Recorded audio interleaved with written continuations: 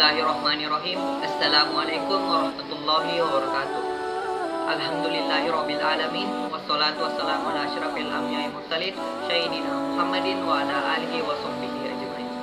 Pada kesempatan kali ini kami akan mempresentasikan sebuah materi beriman kepada Rasul-Rasul Allah Subhanahu wa taala.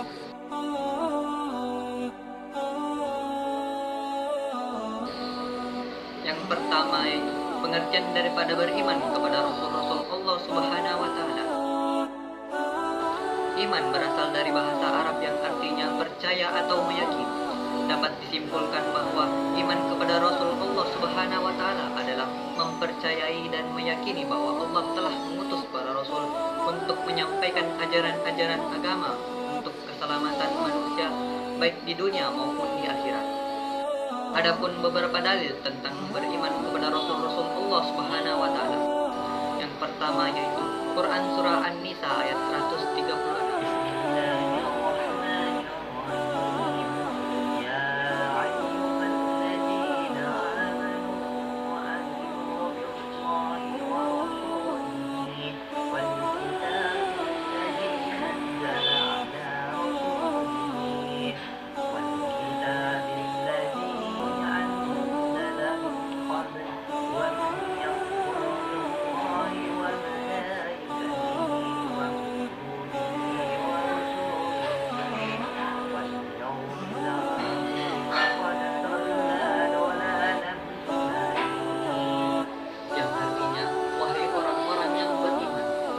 Beriman kepada Allah dan Rasulnya dan kepada kitab yang Allah turunkan kepada Rasulnya serta kitab yang Allah turunkan sebelumnya.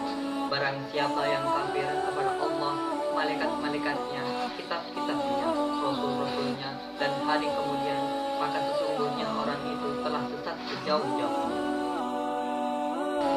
Adapun dalil yang kedua yaitu Quran surah Maryam ayat 55.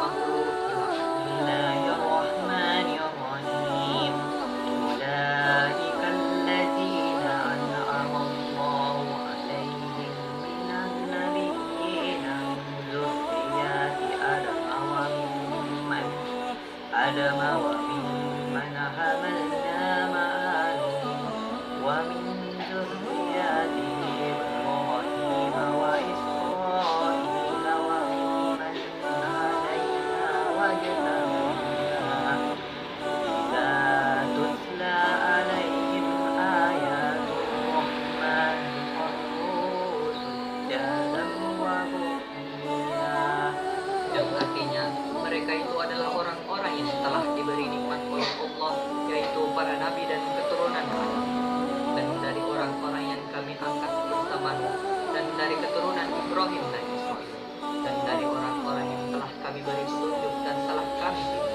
Apabila dibacakan ayat-ayat Allah yang maha pemurah kepada mereka, maka mereka menyukur dengan bersujud dan menangis. Rasul sebagai utusan Allah Subhanahu wa taala memiliki sifat-sifat yang melekat pada dirinya. Sifat-sifat ini sebagai bentuk kebenaran seorang rasul. Sifat-sifat tersebut adalah sifat wajib, sifat mustahil, dan sifat jaiz. Berikut penjelasan sifat-sifat Rasul Allah Subhanahu wa taala. Yang pertama, sifat wajib. Sifat wajib artinya sifat yang pasti ada pada rasul. Tidak bisa disebut seorang rasul jika tidak memenuhi sifat-sifat ini. Sifat wajib ini ada 4 yaitu A. As-Siddiq. As-Siddiq yaitu Rasul selalu benar. Contohnya seperti Nabi Ibrahim alaihissalam yang di mana beliau mengatakan kepada bapaknya bahwa yang disembah bapaknya adalah sesuatu yang tidak memberi manfaat dan mudarat. Bagian B. Al-Amanah. Al-Amanah yaitu Rasul selalu dapat dipercaya. Di saat kaum Nabi Nuh alaihissalam mendustakan apa yang dibawa oleh Nabi Nuh alaihissalam, lalu Allah Subhanahu wa taala menegaskan bahwa Nabi Nuh alaihissalam adalah orang yang terpercaya atau amanah. Bagian C. At-Tabligh.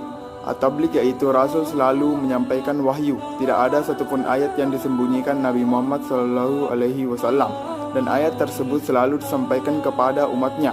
Dalam sebuah riwayat diceritakan bahwa Ali bin Abi Thalib ditanya tentang wahyu yang tidak terdapat dalam Al-Quran. Ali pun menegaskan bahwa demi zat yang membelah biji dan melepas nafas, tiada yang disembunyikan kecuali pemahaman seseorang terhadap Al-Quran. Bagian D. Al-Fatanah. Al-Fatanah yaitu Rasul memiliki kecerdasan yang tinggi. Ketika terjadi perselisihan antara kelompok kabilah di Mekah, setiap kelompok memaksakan kehendak untuk meletakkan Al-Hajar Al-Aswad di atas Ka'bah. Lalu Rasulullah SAW menengani dengan cara semua kelompok yang bersengketa agar memegang ujung dari kain itu.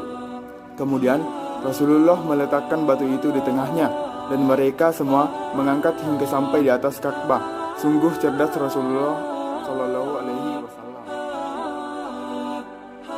Yang kedua adalah sifat mustahil. Sifat mustahil adalah sifat yang tidak mungkin dimiliki oleh Rasul. Sifat mustahil ini lawan dari kata sifat wajib. Yang pertama adalah al-kids. Al-kids yaitu mustahil Rasul itu bohong atau dusta. Semua perkataan dan perbuatan Rasul tidak pernah bohong atau dusta. Yang kedua, al-hiyanah. Al-hiyanah yaitu mustahil Rasul itu hianat. Semua yang dimanatkan kepada pasti dilaksanakan. Yang ketiga, al-kitman. Al-kitman yaitu mustahil Rasul menyembunyikan kebenaran. Dan yang terakhir itu al-baladah. Al-baladah yaitu mustahil Rasul itu bohong, meskipun Rasulullah SAW tidak bisa membaca dan menulis, tetapi ia pandai. Yang ketiga yaitu sifat jais. Sifat jais bagi Rasul adalah sifat kemanusiaan, yaitu al-ardul basyariyah. Artinya, Rasul memiliki sifat-sifat bagaimana manusia bisa seperti rasa lapar, memiliki rasa seperti manusia, sebagaimana ia memiliki rasa lapar, haus, sakit, tidur, sedih, senang, berkeluarga, dan lain sebagainya. Bahkan, seorang Rasul tetap meninggal sebagaimana makhluk lainnya. Tugas pokok para Rasul Allah ialah menyampaikan wahyu yang mereka terima dari Allah Subhanahu wa Ta'ala kepada umatnya. Tugas ini sungguh sangat berat. Tidak jarang mereka mendapatkan tantangan, penghinaan, bahkan sisaan dari umat manusia. Karena begitu berat tugas mereka, maka Allah Subhanahu wa Ta'ala memberikan keistimewaan yang luar biasa, yaitu berupa mukjizat. Berikut tugas Rasul-Rasul Allah Subhanahu wa Ta'ala. 1. Mengajarkan akidah tauhid, yaitu menanamkan keyakinan kepada umat manusia bahwa A. Allah adalah zat yang maha kuasa dan satu-satunya zat yang harus disembah. Tauhid ubudiyah. B. Allah adalah maha pencipta, pencipta alam semesta dan segala isinya, serta mengurusi, mengawasi, dan mengaturnya dengan sendirinya. Tauhid rububiyah. C. Allah adalah zat yang pantas dijadikan Tuhan, sembahan manusia. Tauhid uluhiyah. D.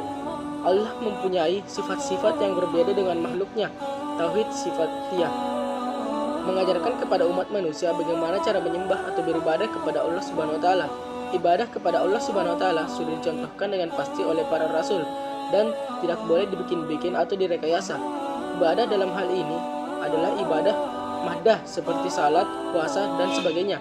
Menambah-nambah, merekayasa, atau menyimpang dari apa yang telah dicontohkan oleh Rasul termasuk kategori bid'ah, dan bid'ah adalah kesesatan. 3. Menjelaskan hukum-hukum dan batasan-batasan bagi umatnya, mana hal-hal yang dilarang dan mana hal-hal yang harus dikerjakan menurut perintah Allah Subhanahu wa Ta'ala. 4. Memberikan contoh kepada umatnya bagaimana cara menghiasi diri dengan sifat-sifat yang utama seperti berkata benar, dapat dipercaya, menepati janji, sopan kepada sesama, santun kepada yang lemah, dan sebagainya. Pentingnya orang Islam beriman kepada Allah Subhanahu wa Ta'ala bukan tanpa alasan.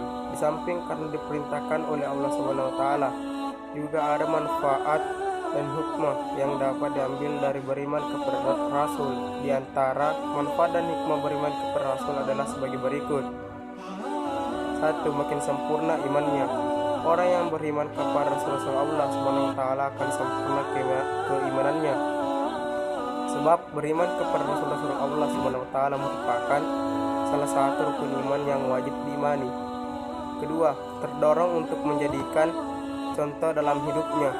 Orang-orang yang betul-betul beriman kepada Rasul Allah Subhanahu wa Ta'ala akan terdorong untuk menjadikan Rasul Allah Subhanahu wa Ta'ala sebagai contoh dalam kehidupannya.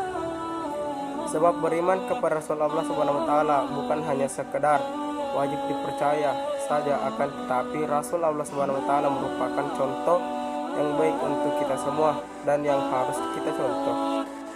ketiga, terdorong untuk melakukan perilaku sosial yang baik. Para nabi dan rasul Allah Subhanahu wa taala semuanya memiliki sifat sosial yang tinggi. Oleh sebab itulah orang yang beriman kepada rasul adalah Allah Subhanahu wa taala yang akan sendirinya terdorong untuk melakukan perilaku sosial dalam kehidupan sehari-harinya. 4. Memiliki teladan dalam hidup. Firman Allah Subhanahu wa taala, Laqad kana lakum fi rasulillahi uswatun hasanatun liman kana yarjullaha wal yawmal akhira wa zakarallaha katsira. Yang artinya, sungguh telah pada dirinya Rasulullah itu suri teladan yang baik bagimu, yaitu bagi orang yang mengharap rahmat Allah dan kedatangan hari kiamat, yang banyak mengingat Allah Subhanahu wa taala. Quran surat Al-Ahzab ayat 1. Kelima, mencintai para rasul dengan cara mengikuti dan mengamalkan ajarannya. Allah Subhanahu wa taala, Qul in kuntum tuhibbunallaha fattabi'uni yuhibbukumullahu wa yaghfir lakum sunubakum wallahu ghafurur rahim. Yang artinya, katakan Muhammad, jika kamu mencintai Allah, ikutilah aku, niscaya Allah mencintaimu dengan mengampuni dosa-dosamu. Allah Maha Pengampun lagi Maha Penyayang. Quran surat Al-Imran ayat 31. Keenam, mengetahui hakikat dirinya bahwa ia diciptakan Allah Subhanahu wa taala untuk mengabdi kepadanya. Firman Allah Subhanahu wa taala, Wa ma khalaqtul jinna wal insa illa liya'budun. Yang artinya, aku tidak menciptakan jin dan manusia melainkan agar mereka beribadah kepada aku. Quran surat As-Sariyat ayat 15.